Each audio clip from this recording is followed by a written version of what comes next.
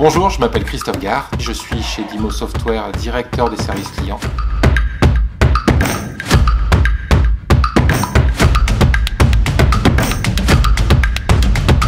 J'ai contribué à créer Dimo Software il y a maintenant 26 ans. J'encadre et j'accompagne 180 personnes qui sont en charge de déployer, mettre en œuvre, former et piloter tous les projets de logiciels de gestion chez nos clients, PME, ETI, grands comptes, en France et à l'étranger, dans 80 pays dans le monde. La collaboration pour une raison simple, nous travaillons jamais seuls dans tous les projets que nous déployons. Les clients, les partenaires, les développeurs, le commerce. La deuxième, c'est la créativité. On doit imaginer des solutions. Et la troisième, c'est le leadership, parce qu'un manager, un chef de projet doit pouvoir, par sa conviction, ses discours, embarquer les parties prenantes d'un projet. Alors, on l'évalue avant le recrutement, donc dans toute la phase d'onboarding, où là, on va avoir des entretiens préalables qui vont permettre de vraiment s'assurer que la personne va bien, puis une phase d'immersion, une demi-journée ou une journée au milieu des équipes, avec l'explication d'un cas ou une mise en situation réelle, des appels clients, des choses pour s'assurer que la personne soit bien, réponde bien aux attentes et bien le potentiel pour s'inscrire dans l'équipe et dans la continuité de l'entreprise, de son développement.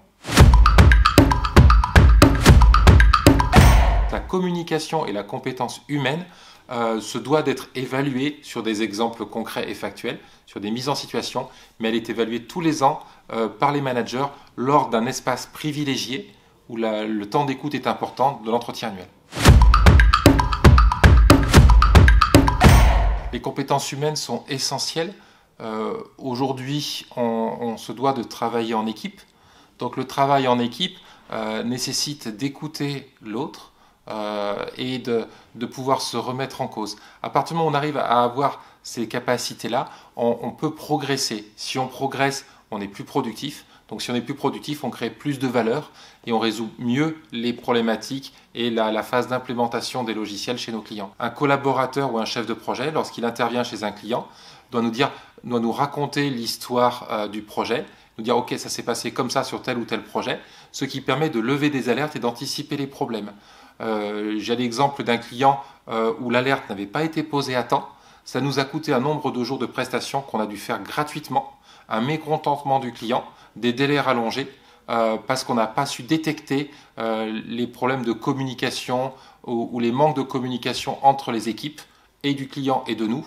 Et ça nous a pénalisé dans la rentabilité et la productivité du projet. Chaque nouveau collaborateur dans son process d'onboarding ou d'intégration dans l'entreprise va suivre 4 jours de formation à la communication, la façon de communiquer, la façon de donner des feedbacks, de pouvoir gérer au mieux ce process et avec les clients et avec ses collègues. Il va suivre avec des mises en situation, avec des personnes externes à l'entreprise. Et ensuite, pour le management, pour le leadership, on va avoir des modules de formation ou des personnes qui connaissent notre ADN, qui vont accompagner ces collaborateurs. Alors, celle qui me caractérise le plus aujourd'hui, c'est l'esprit critique, la capacité à critiquer l'ordre établi, la façon dont je la travaille aujourd'hui de deux manières, l'écoute. J'écoute beaucoup, je remets en cause ce qui est dit, et la deuxième façon de la travailler, c'est je m'instruis, je lis beaucoup, je regarde beaucoup de vidéos, de tutoriels sur le domaine de la communication et l'échange interpersonnel, de manière à vraiment voir comment je peux l'appliquer et le faire appliquer au sein de mes collaborateurs.